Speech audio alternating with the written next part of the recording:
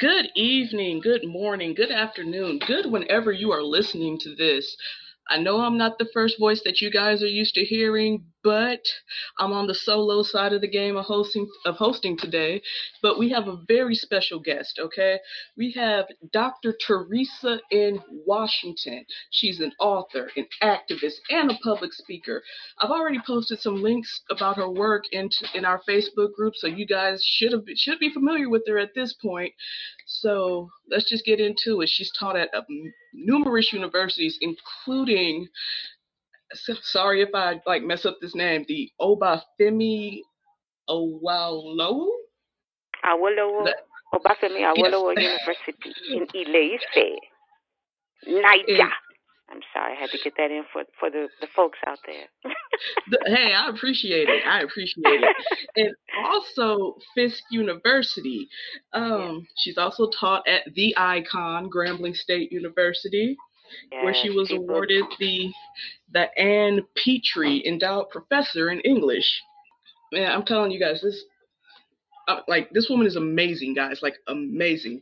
Like I want to take it. I'm gonna take it there because this is what she is to me. Like when Malcolm said that the first time he heard Elijah Muhammad speak, it was a glow about it, and he just wanted to know everything he knew. That's how I feel about Dr. Washington. So she's gonna impart some of her wisdom on us today. Well, Dr. Washington, you there? I'm here, and I am humbled, and I'm just so grateful to you, Renee, and I have to give a shout out to all of my students, some of whom are professors now.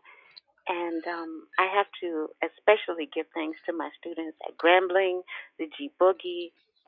I came to Grambling because I was teaching at a predominantly Caucasian university before, and I did research in the South. And when I had to return to that predominantly Caucasian university, I broke down and cried the whole time. And I thought of the lyrics to Erica Badu's I think I made a wrong turn back there somewhere. And I said, well, I'm only going to apply to HBCUs in the South so I can direct the gifts that I have to offer to the the people who would need and respect the most, and so that also the environment that I'm in can nourish me. And that's what my Grambling students and all of my students have done, but especially my Grambling students. And I just want to thank all of you. And there were many times during our classes when I said, "Can I quote you on that?"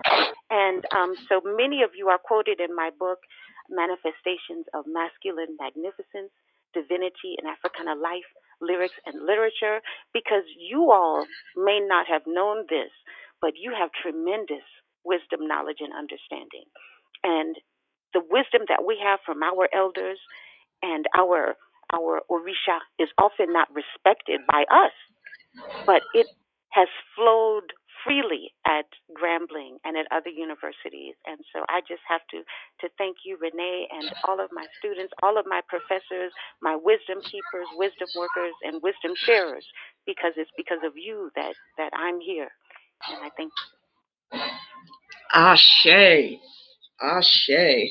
All right, guys. Well, we're going to be talking about African spirituality today.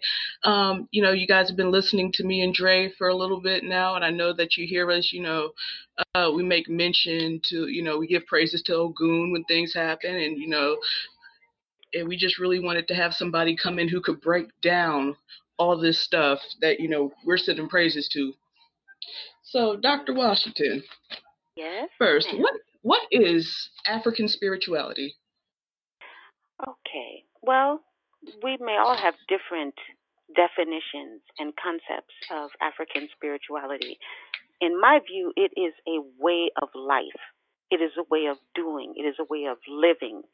And there's no division between this way of life and how you act on Sunday or Monday. As um, a segment of Lord Jamar's The 5% album says, all God all the time. And that's another issue that we will probably get into. But it's a way of life. It's a way of doing, a way of thinking, a way of knowing, a way of manifesting. It's how you walk and live and talk in this world, in this lifetime. And it's also the way by which we attain immortality. I think that, Mhm. especially in this era, we're often um, convinced that we need to be working for a living or working for the weekend or working for a dime piece or what have you. But in traditional Yoruba cosmology, there's a proverb that states that immortality is the perfect manifestation of existence.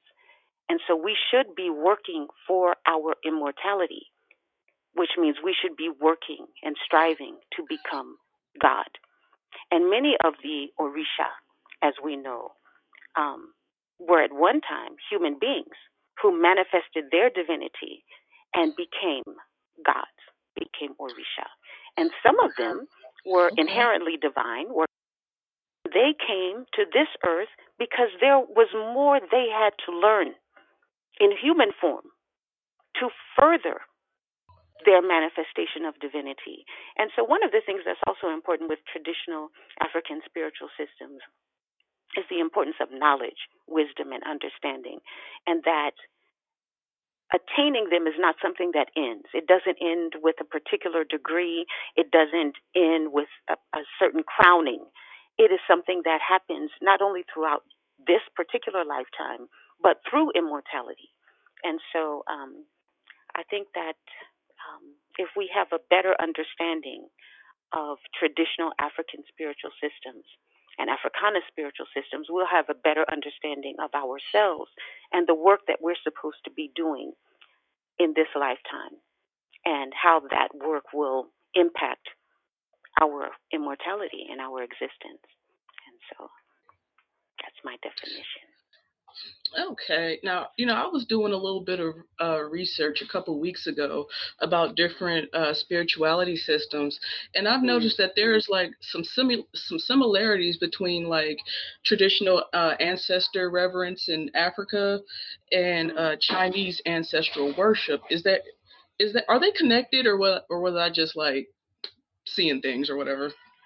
No, I think that, I was actually reading The Kitchen God's Wife by Amy Tan recently, and I also saw some of the similarities. And I think that when we look at traditional ways of living, especially before religious colonization and imposition, what we do see is across the board in Native American culture, in Asian cultures, we have ancestor reverence. We have this continuity between the existence in this realm or tier and also our ancestors. The ancestors are right here with us, guiding us. They're helping us to elevate the Orisha as well. And I think that it's because another system or systems um, came and labeled certain worldviews as evil, certain people as evil, certain gods as pagan, that we began to turn our backs on our cultures. And this happened around the world. And but no, you're not seeing things. There are similarities. There are truths, if you will. And so I think it's a very important observation. And we also have to keep in mind, too, that um, we're not just a global people, we are a cosmic people. We are in the cosmos right now. Often we have a really odd view of the world in which we think that um, everything is revolving around us, but we are actually swirling through the cosmos. We are part of a grand continuum, but also, Africans are a global people. And for those of us who have read Ivan Van Sertima's They Came Before Columbus, we know that Africans have traveled to the Americas, Central America, Peru, to the Aztec and Maya communities and nations and shared knowledge. They also traveled to Asia, to India, to China, to Japan. And we see that African influence today in historical Africana communities throughout the world. And it's also important to note that these ancient journeys were not taken because of slavery. They were taken because we were interested in knowing more about this planet. Because we had more than enough intelligence to let us know that we're not going to fall off of the planet because it's not flat. Okay, Right. so So we manifested our knowledge of geometry and astronomy, and we traveled this world. We interacted with people, and there's plenty of evidence to that effect. So yes, you are correct. And something that, like, I haven't read the Ivan Van Sertima. It is on my list. I just haven't Mm, gotten there yet. But that's okay. I was just curious as to why is there such a push right now to erase Africans from traveling the globe? Mm, mm. Well, I don't think it's a recent push. I think that, you know, there is this construct that, and we have unconsciously bought into it by labeling ourselves as black and then not even having the presence of mind to capitalize it, even though we're using that term as a proper noun for those of us who are. There is a difference between a black human being and a black shoe and a black chair. I don't think we're just adjectives. But if we use that term and also use white for another group of people, then we are denigrating ourselves. And we also end up associating ourselves with a term that in this Western culture is associated with negativity, with slavery, with being devoid of light. And so many of us were raised thinking that we had made very few, if any, contributions to the world. And so when we encounter information from Ivan Van Sertima, for example, or from the Nubians, um, who are the source of Kemetic knowledge, ancient Egyptian knowledge, we often are resistant because we have bought into the myth that we have contributed nothing to this world and that we are incapable of contributing nothing. We have fallen into the myth that we are niggers. And it's a convenient myth for some of us, but that's not the fact of who we are. Mm. And so I think that this myth of niggerdom and niggerology, if you will, is what has furthered Caucasian supremacy and their myth that they are the creators and initiators of everything that has occurred, that they are the travelers and the seafarers.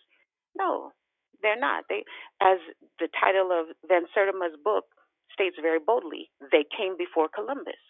And he's referring specifically to Abubakar II of Mali, and there were wayfarers before Abubakar II.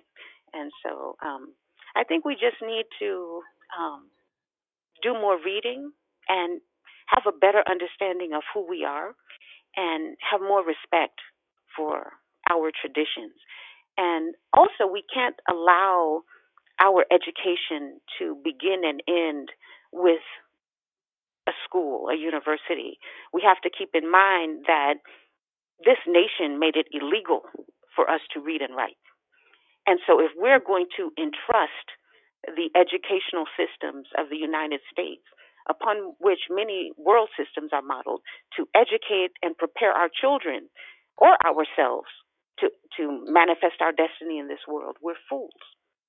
So we have to do as the Prophet Muhammad, peace be upon him, stated in the Hadith, which is seek knowledge everywhere, even unto China. To go back to your original observation, Renee, about Yeah. some of the similarities. Yes. And also, let me say that we have to be careful where we're seeking knowledge from, because there are a lot of charlatans who claim to be certain entities and to have certain titles, especially in traditional Africana spiritual systems. It's become very trendy. It's also very dangerous. And so I would just encourage people to be very discriminating and to be very patient and to take care with your spirit, with your body, with your mind, and who you're entrusting yourself and soul to and with. Exactly. Wow. Thank you so much for that. And I just wanted to piggyback on what you said a little bit about we were taught that we're niggers, but Mm, I just think that because we've been taught that we're niggers and I think that that's just a scapegoat for us not wanting to do anything Mhm. about our Mhm. situation because we weren't Mhm. niggers weren't expected to do anything but work. And right Yes. now we're subjected to looking crazy on fake reality TV shows, Mm. and Mm. Mm. sports. Yes. So that's all that a nigger was doing on the plantation. If he wasn't working and they weren't doing any kind of like mandingo fighting, they had to entertain. And Mhm. so a lot of us get stuck in this loop of entertainment and sports, and that's all we're good at. So they say. Yes. Yes. Yes. Or rap. And you hit the nail on the head. You know, as I've often said, nothing is expected of a nigger. Even niggers don't expect anything from niggers. And, so it is a very easy way to flow through life. You're just giving. Hello? I'm here. Okay, there's a storm coming through and the power keeps cutting out. So hopefully things will hold. But it's a very easy way to flow through life. And you are rewarded in this Caucasian supremacist culture for being a nigger. Look at, as Mm, you said, all of the reality television shows and the different sporting events and whatnot. And so, that option is there. But there are also other options. And um, I think if we, again, understand who we are, we'll see that that easy option is not appropriate for many of us. My daughter and I were talking about the Great Pyramid and how perfectly it is built, and how in certain mythologies there's a myth that slaves built the Great Pyramid. And it's not possible for people who are oppressed, who just want to stop working, who will do anything to not have to engage in this labor to build a building as perfectly as the Great Pyramid. That took wisdom, knowledge, understanding, and it took technology and science that our physicists and scientists cannot understand to this day. All right. So that is who we are. That is the wisdom that we have. It's wisdom that is in the Igbo culture, in Yoruba culture, in Kemetic culture, in Nubian culture, in when you look at Great Zimbabwe, the walls of Benin. This is wisdom that has traveled with us. When you look at the building of Washington D.C. and its layout, and Benjamin Banneker. right. Exactly. I mean, because Benjamin Banneker, he was descended from the Dogon, wasn't he?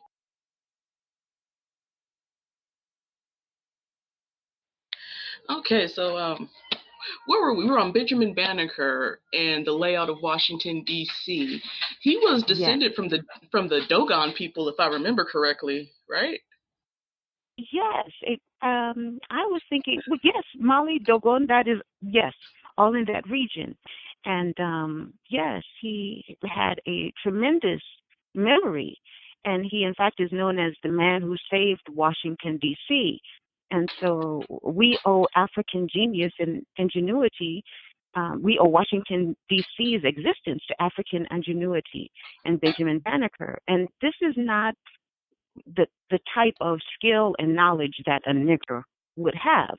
And we have to keep in mind, too, that our ancestors were not forced to come over here, and Caucasians did not invest what today would be billions of dollars into the industry of building ships to steal our ancestors and drag us over here if they were just dragging niggers and beasts and missing links. They Mm, knew that we had agricultural knowledge, architectural knowledge that they did not have. They knew that we had child rearing and educational skills that they did not have. And they said, how can we get these people to do in Africa, in America, for free? And they were going to do that by any means necessary. But they were not bringing beasts and niggers over here. They were bringing African genius.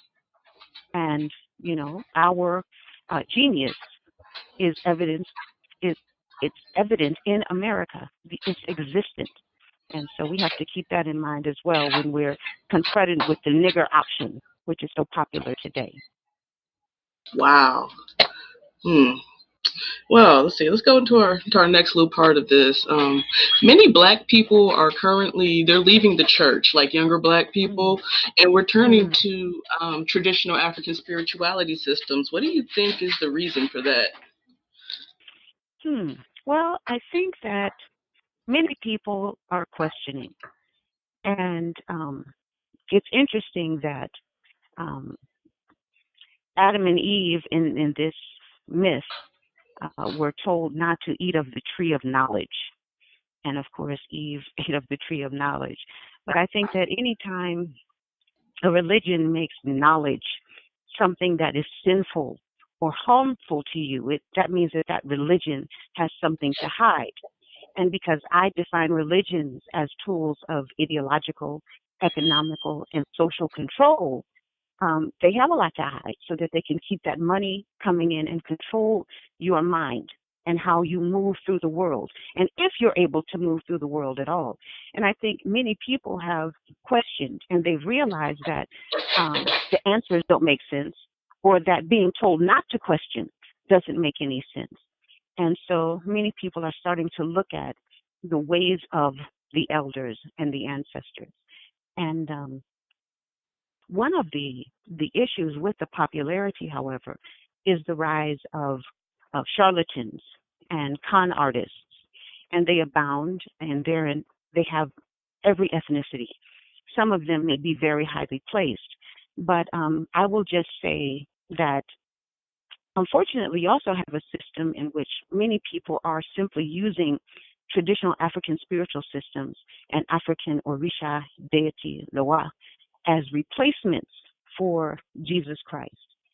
And I will say that the work of the gods is to make more gods. And any quote unquote God who wants you down on your knees, groveling, begging, hoping, and beseeching is not a God. It's a slave maker or a slave master. Any God wants you standing beside him or her, walking beside him or her, knowing your divinity and manifesting it. And so I think that we really need to have a better understanding of traditional African spiritual systems and what they are about, how our ancestors harnessed the wisdom of the cosmos, for example, and of this globe to attain freedom, and how they did this without financial incentives. Okay. Harriet Tubman wasn't charging to get Right. free. Neither was Nat Turner. He wasn't saying, "Okay, well, I'm going to initiate you, but you have to give me 5,000," because it wasn't about that. It was about people who have wisdom, knowledge, and understanding, sharing that and helping others to elevate and to be liberated and to help others who have been liberated to free other people. That's what it's about, not this paper chase that we often see. And I think it's important to really look deeply at these systems and to look also deeply in oneself and to ask, what is it I want from this system? Do I want clout? Do I want a certain title? Do I want beads? Or do I want to really manifest my divinity? And in order to manifest your divinity, you have to first and foremost know who you are. And to be honest with yourself, you have to go inside of yourself. All right. And there's no one who can do that work for you. And that's arguably some of the most difficult work you will ever do. But that journey begins within you. And no one can take that journey for you. And no amount of money can open that wisdom that you have within you. No amount of money can unlock that door for you. And so I think that um, it could be positive. And as they say in Nigeria, no knowledge is wasted. But many people are getting bamboozled and hoodwinked in their quest for knowledge as they reach for something. But I think the first examination has to be done within. And for those of us who are rooted in the Bible and Christianity. We could even start our investigation with Psalms 82:6, which states quite clearly, "Ye are gods." And Exactly. if our yes, and if our churches haven't and our pastors haven't preached on that, we need to wonder why. We need to wonder why, if we are gods, as the Bible says, and as Jesus co-signs in John 10:34, why would we die like men? Obviously, there are options. So we have to understand, what is our destiny? What are we willing to truly work for? It's easy to give someone money and get a title or a certificate. That doesn't really mean anything when we're talking about spiritual development and growth. And so um, that's No, I a completely bit of a understand. roundabout answer.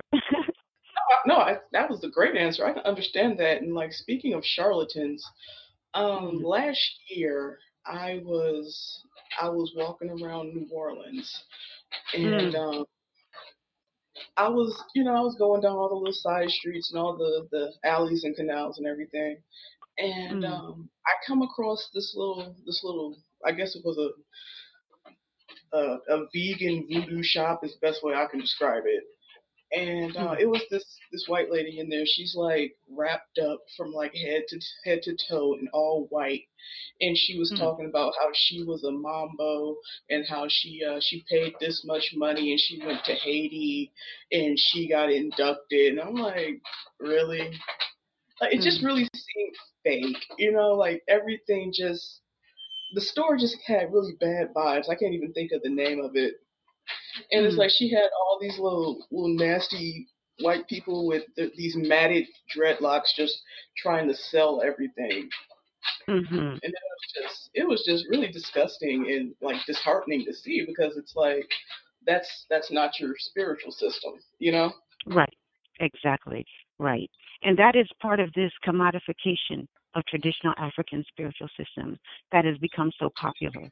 And if you don't see people like this in your community, you can see them on Facebook and social media. That's also where they hang their shingles. And their objective is one thing: it's to gain quote unquote followers so that they can get money. And that's it. And for those of us who are looking to entities like this and who, are willing to shell out money to these entities, we have to ask, what do we really think we're purchasing? Is it really possible to purchase spirit and spiritual power? And Hmm. what do you think you're getting for your money? And then why would you take that particular route? Which is the easiest route. You just pull money out of your pocket. And so I really think, again, that, and there have always been charlatans. Bolaji Idowu discusses them in his book, Olodumare Gani Yoruba Belief. And so I think that we as individuals, have to have more patience and be more perceptive of these individuals, just like you were when you saw this entity. Yeah, I mean, it was just one of those situations where you kind of sit back and you just watch how people interact, and it's Mm, like they were literally saying the same thing in different ways. mm, One of the things that we harp on the urban social scientists is understanding how the English language works, because white people tell us not to read. They tell us go be niggers, go run the football, go dunk the basketball, don't read. So mm, they um they can get a lot over on us by just saying a few words that we don't understand with a couple words that we do, you know? mm-hmm. Yes. And so like, I was just like really paying attention. I was just like really trying to listen to the language that they were using, but they were all saying the same thing. Mm, And I want to like kind of go to what's the difference between religion and spirituality? mm-hmm. Well, I consider a religion a tool of ideological, social, and economic control. If you look at these holidays or these holidays, as my daughter and I call them, every month there's something in this country for you to spend money on. And the apex of these holidays is, of course, Christmas. And of course, we also have Easter, and Africana people are known to go in debt for these. So we're Yes. supporting we're supporting things that make no sense and have no basis in reality, and we're doing it at the expense of our families' economies and well-being. And so I think that is the whole point of religion, is to encourage you to support someone else, and also to root everything in belief. And of course, if you have wisdom, knowledge, and understanding, you don't need to believe because you know. And traditional Africana spiritual systems and other systems in the world are rooted in knowledge, the quest for knowledge. And again, not only the quest for wisdom, knowledge, and understanding, but to manifest that, to elevate yourself and your communities, and to elevate yourself to the point that you become divine.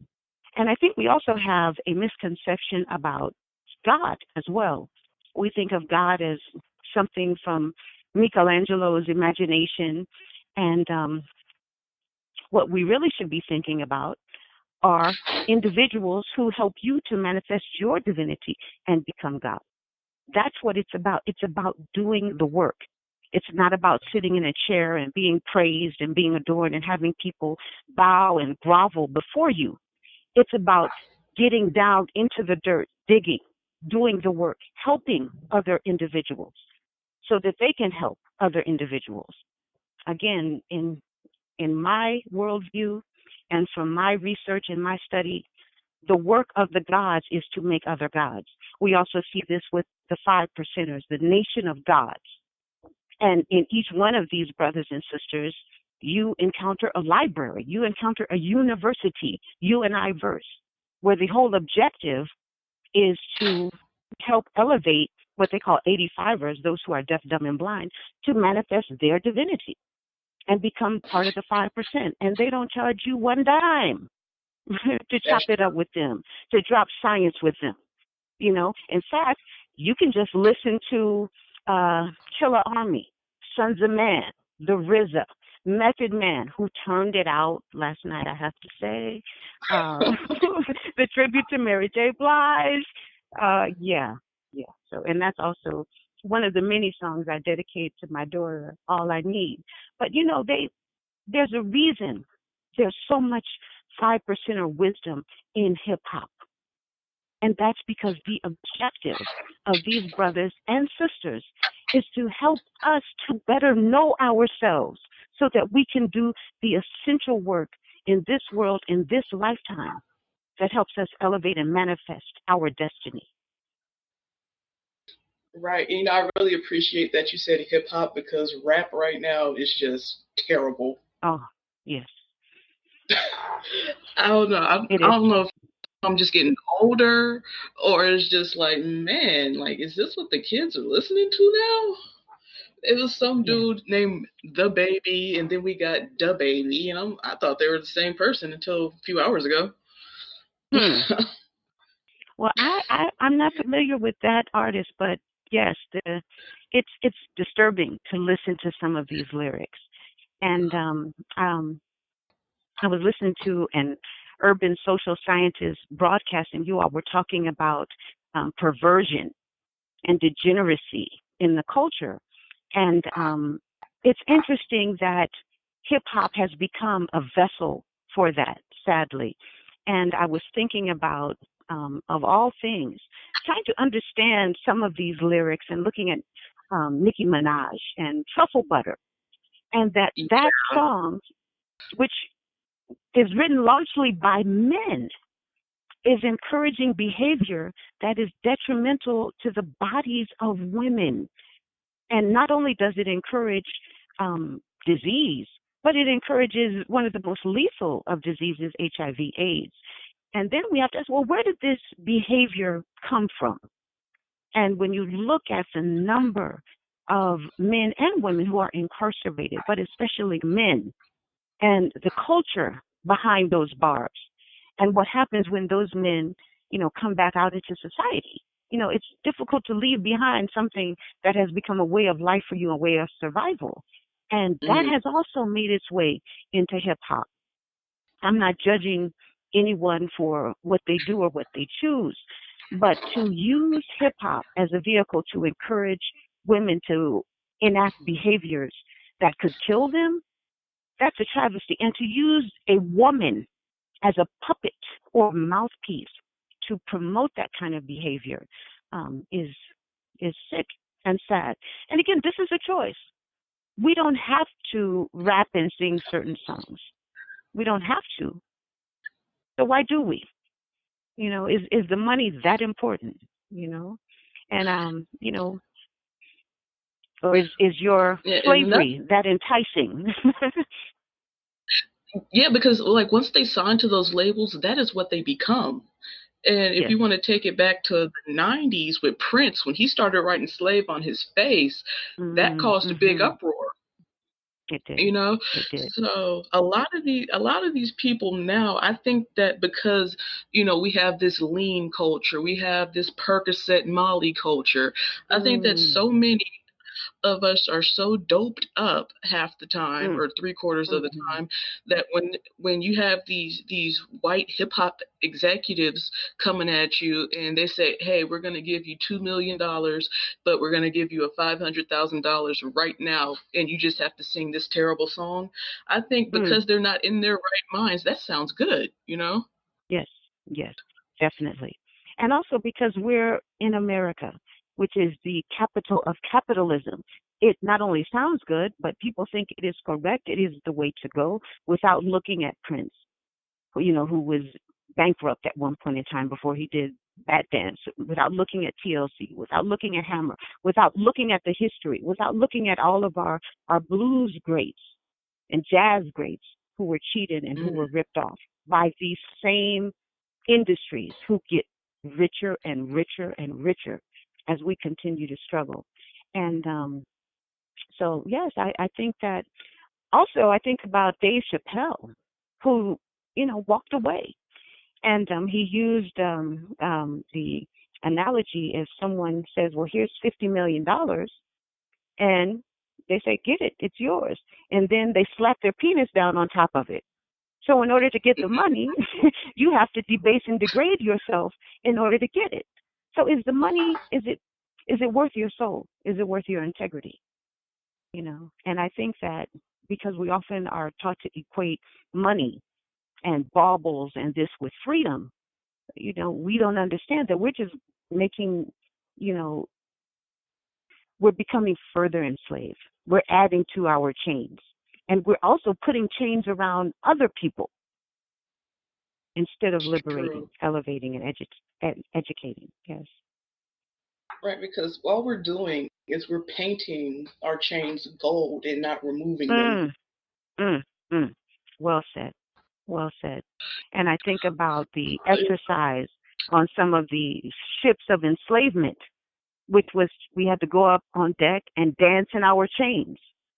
And that is how they kept us fit for the enslavement we were going to face here. And so now, we don't dance in our chains by force. We're happy to do it, sadly enough. So it's an excellent point, Renee. And another thing that I notice is that, like, when I look at, you have these quote unquote rappers right now, Mm, and the black ones are the only ones who are wearing these big, huge chains around their necks, and mm, like watches so big and huge they look like the cuffs on a chain. A white mm, guy will go out there in a Vans t-shirt and some Levi's, and a pair of Converse, and he'll flow all night. But then the black person has to go up there on some showmanship. Like, look mm-hmm. at me, I have all these chains, but it's like, how much of your advance are you spending on that? Exactly. Exactly. Yes. And, different entities have analyzed that, and some said, well, this comes from the tradition of the Kemites and the gold. And, Nubia means land of gold. And so we've been flossing for a while. But again, is this helping our economies? I think of the song Grills, and, everybody, had their tea, and even now they continue to. But does this help us? Is this something we can invest in? Is this something that's going to build wealth for our children? And you're right. A Caucasian can come out with a song and be wearing just regular, basic clothes and bank that money and get much more support and much more um, financial support than our rappers with all of this flossing and whatnot. And so, yeah, it's a bit of a dilemma. But yeah, sometimes you learn the hard. And this is why I love and I have to give props to 21 Savage for real. I have so much respect for this brother and his mother, um, because I don't know, I cannot imagine what it would be like to be in a foreign country and to not be able to work and to do things that everyone else can do because you are quote unquote illegal. And how does a human being become illegal on this globe? That's just like True. saying a dandelion is illegal or a tree is illegal. But not only did they survive, they're thriving. They're thriving. Mhm. And even with what ICE did and what Trump did, whether it was for spite or what have you, he continues to thrive. And now he's opening bank accounts for brothers and sisters, young children in the Atlanta and Decatur area, so that they can understand.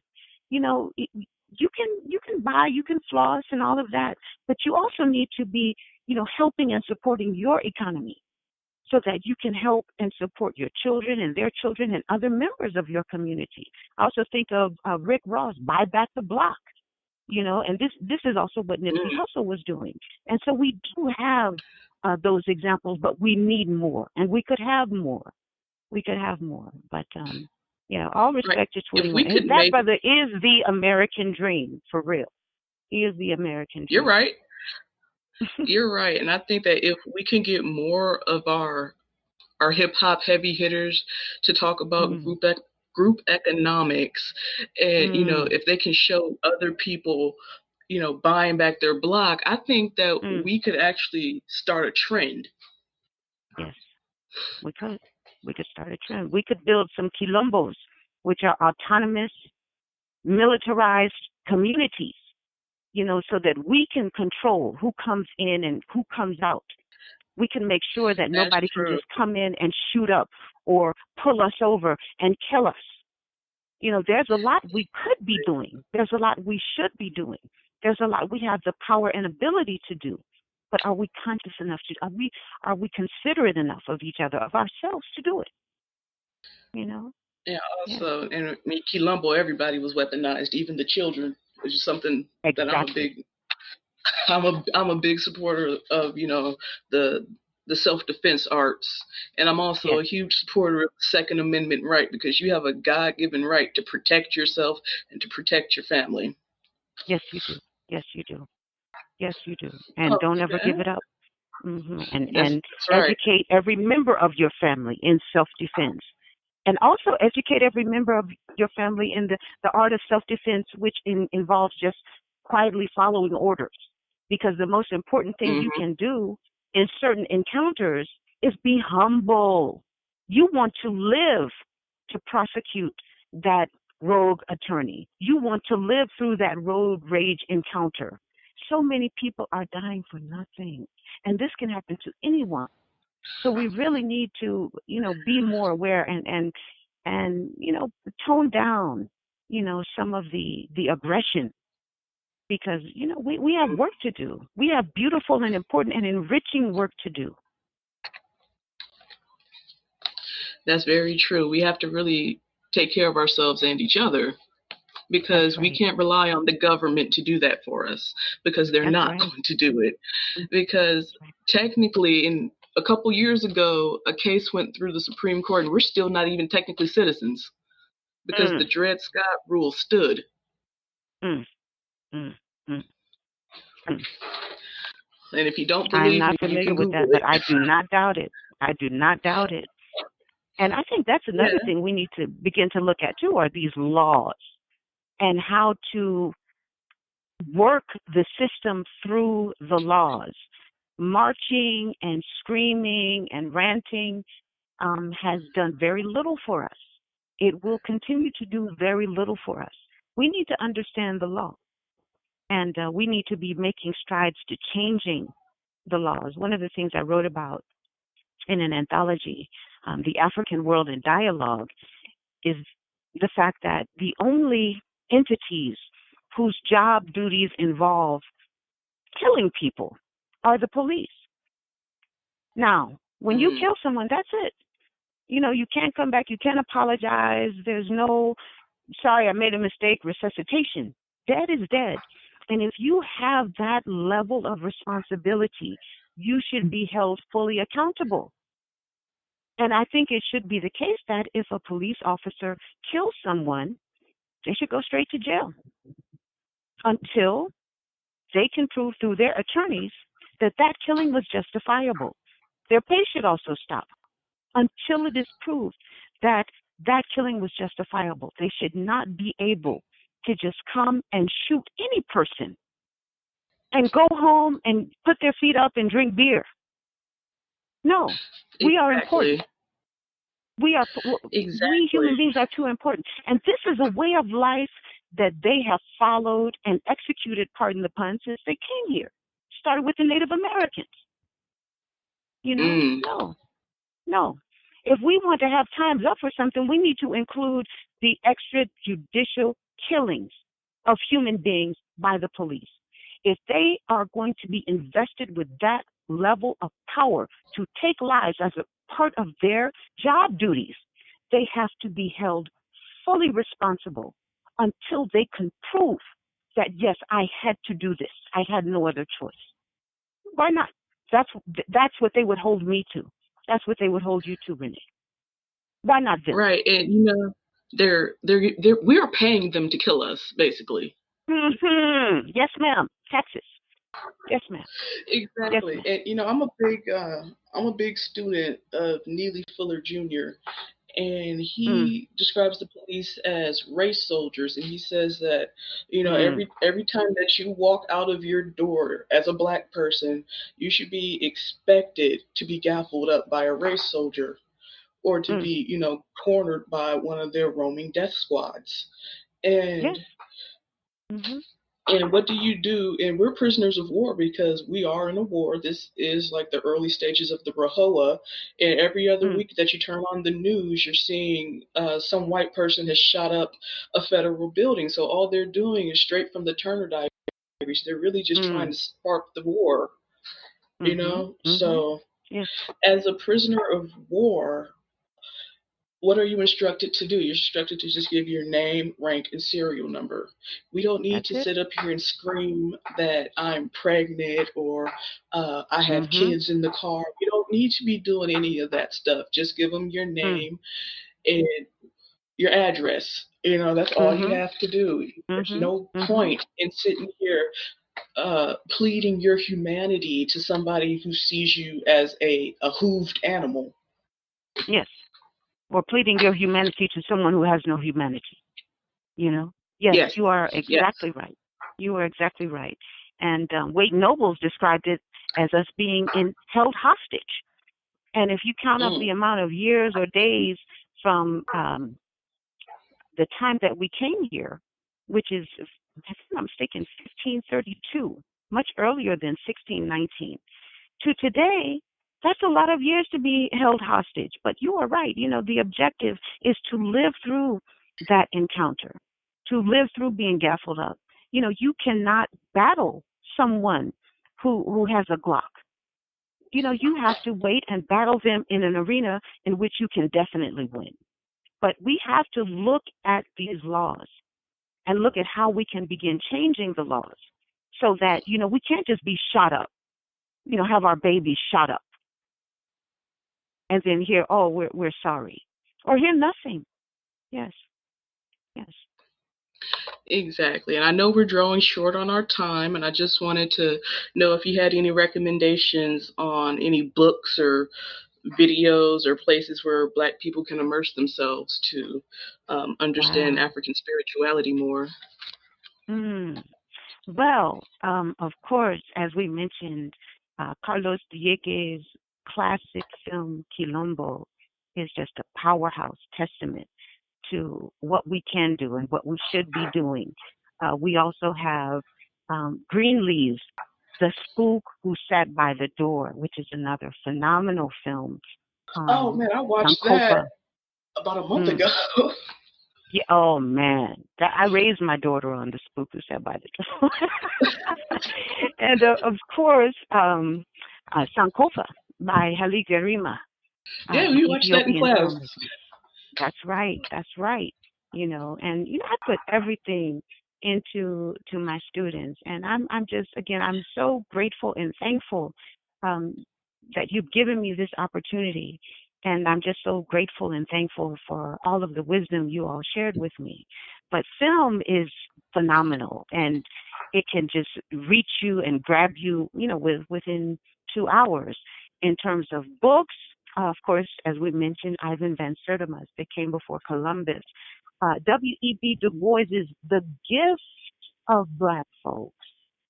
He wrote The Souls of Black Folks, and we're familiar with, but The Gift is a true gift. Anything by J.A. Rogers, of course. Ishmael Reed's Mumbo Jumbo, and Idowu's Olodumare, God in Yoruba Belief, and wow, there are just so many books. I mean, And I'm I'm gonna post looking the at my link, guys. libraries here, I'm gonna post and the The link in Stolen our Legacy. Facebook. Oh, that was the Oh first yes. book I read. That was the first book that I read out of college from front to back. Mm, mm. Phenomenal, That phenomenal that text. was the Also, The first Ruins one. of Empires. The Ruins of Empires by Count Constantine Duvalny, and Ishmael Reed's Mumbo Jumbo. Albert Race Sample's Race Horse. That's a novel. My goodness. And also another documentary about the Black Panther Party, All Power to the People. Phenomenal, phenomenal book. I've written a few books too. I guess I might as well mention them. Ah, No, go ahead. Manifestation. What I now? said go ahead. I said go ahead, man. We are all Okay. about self promotion Okay. here. Well, the beautiful thing about this, and one of the things that I said about my books is my objective. I don't know if I meet it, but my objective is to write a book or books that give you everything you need to manifest your divinity. So if you never read another book, you like, bam, bam. But the good thing about my books is I fully quote my sources, so you just go down the rabbit hole of knowledge and keep seeking and finding more knowledge, like Basil Davidson's The Lost Cities of Africa, and wow, there's so many wonderful texts. But one of my books is The Architects of Existence, Adje in Yoruba, Cosmology, Ontology, and Orature, and manifestations of masculine magnificence, divinity in Africana life, lyrics, and literature.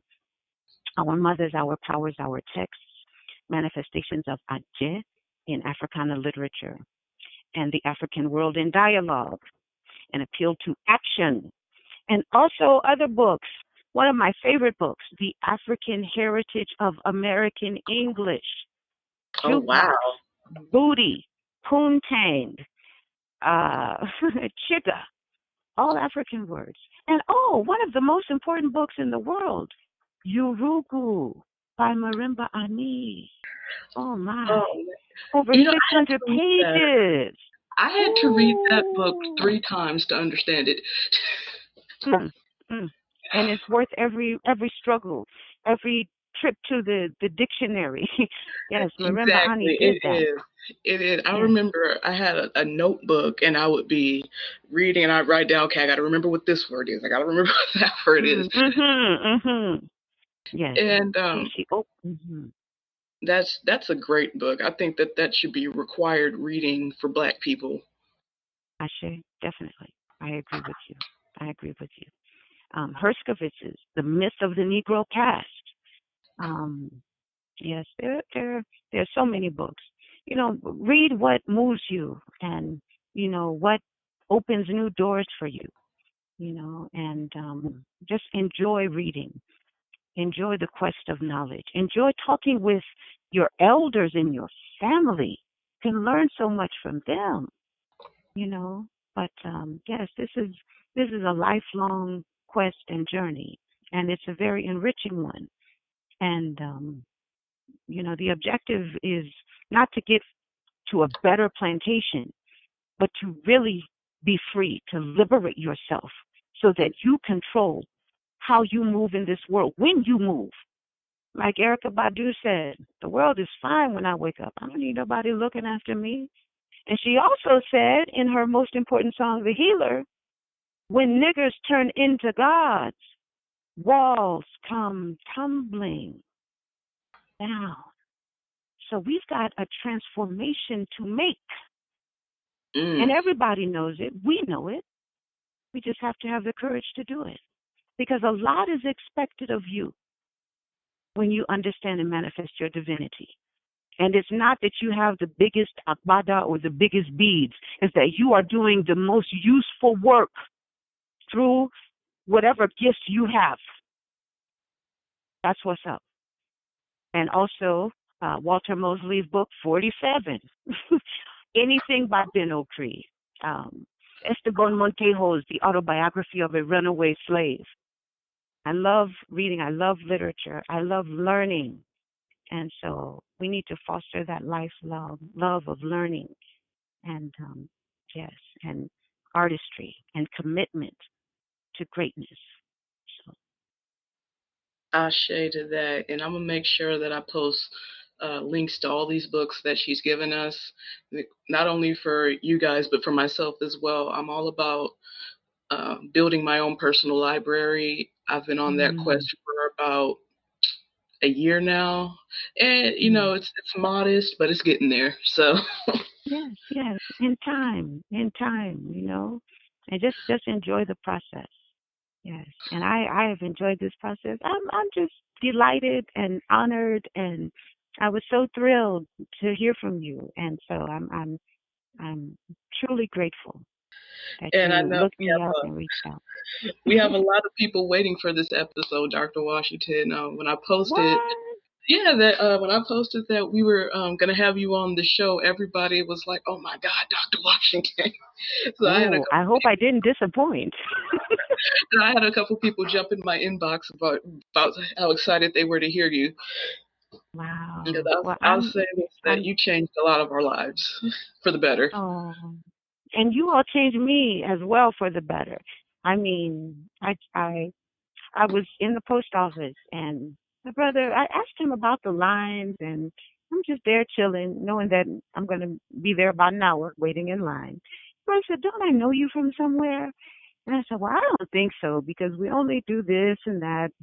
And then I looked at him, I said, wait a minute, you're a student at Grambling?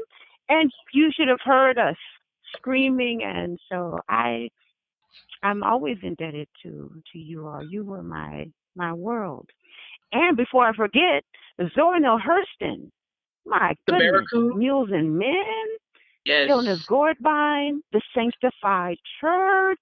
This woman did the work. Zora Neale Hurston, Toni Morrison, Song of Solomon. Oh my goodness. Paradise. The bluest, anything by those two. And I could just, oh, Carlos Moore's Pichon. One of the myths concerning traditional African spiritual systems is that you need to have a godmother or godfather. And this is really interesting to look at how this tradition came into Ifa and Orisha. This comes from Catholicism, the Catholic Church, as you all may know. And it also comes from a slave and plantation mentality in which if you, as an Africana person, wanted to be able to work in the oppressor's world and his or her industries, you needed to have a Caucasian state that you were, in fact, a good nigger. And that's where the godmother, godfather tradition came from, where someone had to vouch for you and your quote unquote black character, if you pardon those puns. And there's a wonderful book, Carlos Moore's Pichon, a memoir. that breaks that down. Carlos Moore also wrote with my Baba, Fela Nicola Pokuchi. Fela, this bitch of a life. Listen to anything by Fela. That's my man. Um, MK Ashanti Jr.'s is bigger than hip hop. Okay, I could really. Oh, Chinwezu, the West and the rest of us. The West and the rest of us. We really need to know what has happened, why it's happened. Walter Rodney, how Europe underdeveloped Africa. Because once we understand, we can move forward with direction, positive force, energy. Bam, bam. All right, like this is amazing. Thank you so much, Dr. Washington, for Thank you. coming to see us. And Okay. hopefully, you want to come back and see us some more Well, because, like, you have yes, just if I given haven't us talked too much. Oh no, no, you're good. We love this. This is what we love here. We love sharing the knowledge and we love putting it out there. So All right, um, beautiful. thank you again, Dr. Washington. I'm humbled to be in your presence. And big Oh. shout out to the Tone Deaf Radio Network. If you guys love the urban social Mm-mm. scientists, make sure that you're checking out TDR Radio because every show there is fire. Mm, mm, fire. Do you have any closing words for us, Dr. Washington? I do. Medical Apartheid by Harriet A. Washington. No relation to me or George, I would imagine. Deep book. Protect your body. That's your vessel. That's how you move through this world. Killing the Black Body by Dorothy Roberts. All right? We oh, phenomenal books. And to read nonfiction books that just elevate you and open you up and shock you and make you cry, it lets you know that you, there's wisdom everywhere. Another book, Exiles from Slavery by Sylvain Diouf, Senegalese scholar. This book helps us understand that the struggle for freedom and the acquisition of freedom began from the very first foot we placed on this soil, running off and founding maroon communities all over the United States of America, exiles from slavery. It will just erase from your mind these concepts of us singing and dancing on the plantation, getting free, staying free, and those who were on the plantation taking food to maroons who were just on the outskirts. And so, And it's funny you say that because when you think of maroon slaves, you think about the West Indies. You don't think about the maroon colonies in the United States. oh yeah, but we were there. Yes, in the dismal swamp of South Carolina. And Katz, William Katz, I want to make sure. See, one of the things that I do is I love books and I love, I have to support those who write books that enrich me, and to see that so many people are stealing the words of others, stealing the works of others, and acting like they came up with certain concepts and profiting. That is despicable. But William Katz, he did a lot of really important research about the maroon communities right here in the United States of America. And so that's, part of what we're not told in these schools, no matter what school it is. And so, yes, Sylvain Diouf. Yes, read Exiles from Slavery if you get the opportunity. One of the few books that just had me cheering and laughing and celebrating. Ekumi, Ekumwa, Benani. Yes. So as you can see, I could go on and on. So, It's okay. It's okay. oh, We love it. thank you. Thank you so much, Renee. I really appreciate you, sister. Thank you. Problem. And with that, guys, we are going to be out for the night or the morning or the Hmm. afternoon again, whenever you're listening to us. So later days. Yes, later days. Peace.